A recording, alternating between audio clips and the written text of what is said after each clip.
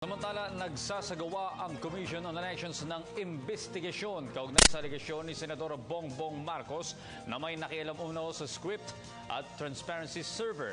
Dahilan kaya't naungusan ito ni Camarines Sur Representative Leni Robredo sa Vice Presidential race. May report si Ria Fernandez.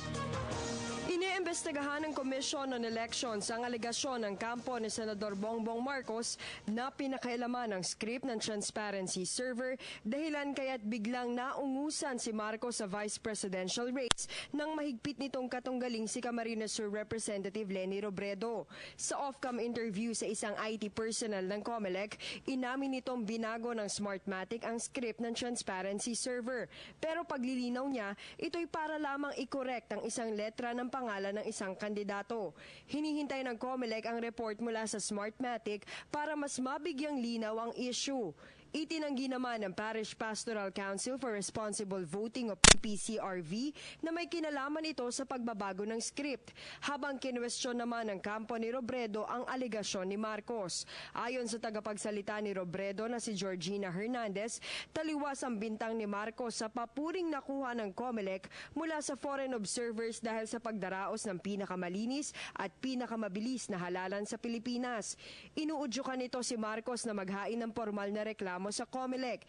Hindi naman naniniwala ang election lawyer na si Attorney Romy Macalintal na may manipulasyon sa transparency server. Sa automated election, wala na yung dagdag bawas. Sa COMELEC Central Server, nakakuha si Marcos ng 11,185,759 votes, habang 10,317,237 si Robredo noong alas 9 ng gabi ng May 9.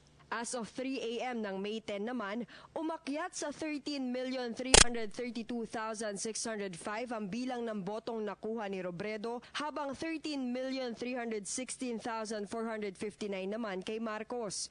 Samantala, sa ikatlong araw ng canvassing ng COMELEC, hinanapan ng abono party list ng partial official tally of votes ang poll body katulad ng mga nakaraang eleksyon.